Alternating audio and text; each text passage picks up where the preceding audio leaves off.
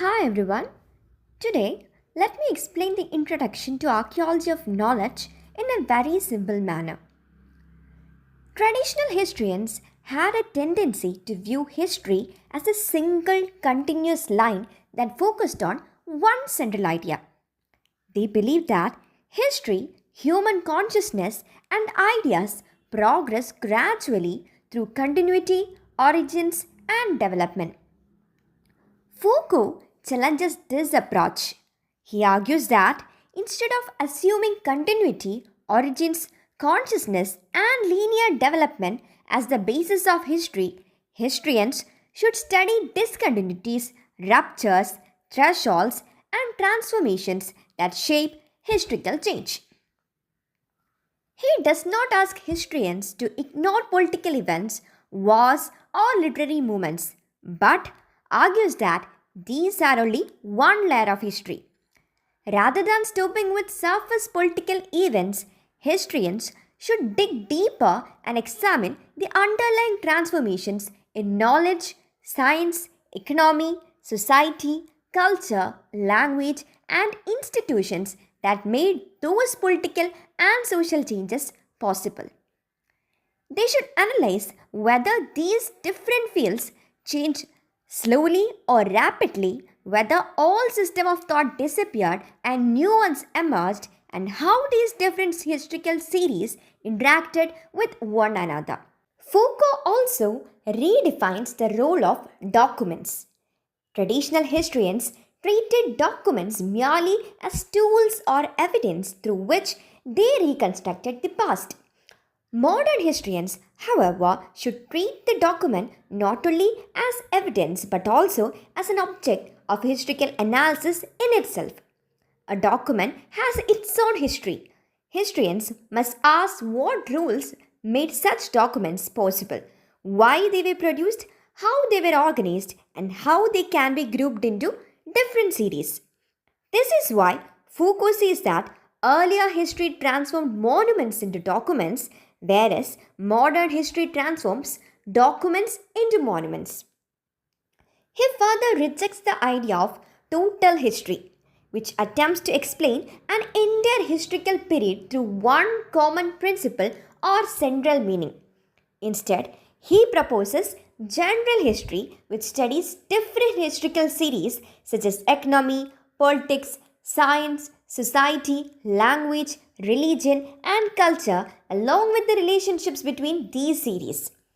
Rather than searching for one single explanation, historians should analyze how these different series develop at different speeds and influence one another. Foucault also argues that Marx and Nietzsche are often misunderstood as defenders of traditional history, whereas they actually challenged it. Marx shifted attention away from the individual human subject and showed that economic structures, relations of production, and class struggle shape historical development. Nietzsche rejected the search for fixed origins and eternal truths. Through his method of genealogy, he demonstrated that values, morality, and ideas emerge through historical struggles and relations of power rather than from one original source. According to Foucault, we often imagine history as one continuous story because we want to place human beings at the center. Traditional history assumes that human consciousness, reason, and free will create history. Foucault challenges this belief by arguing that human beings themselves are shaped by larger systems of knowledge, language, institutions, economy, politics, science, and culture.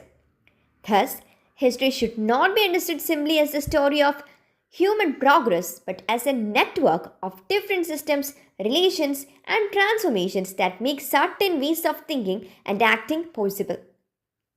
Foucault calls this method the archaeology of knowledge. Archaeology does not simply compare historical events or interpret documents. Rather, it studies the historical rules, systems, and conditions that make certain forms of knowledge, ideas, and statements possible in a particular period. Instead of asking only what happened or how did humanity progress, archaeology asks under what historical conditions did people become able to think, speak, and produce knowledge in this particular way. Finally, Foucault reflects on his soon earlier works, Madness and Civilization, The Birth of the Clinic, and The Order of Things. He admits that although these books were early attempts at developing this new method, they still contain traces of traditional approaches such as giving too much importance to experience, structural analysis, or cultural totalities.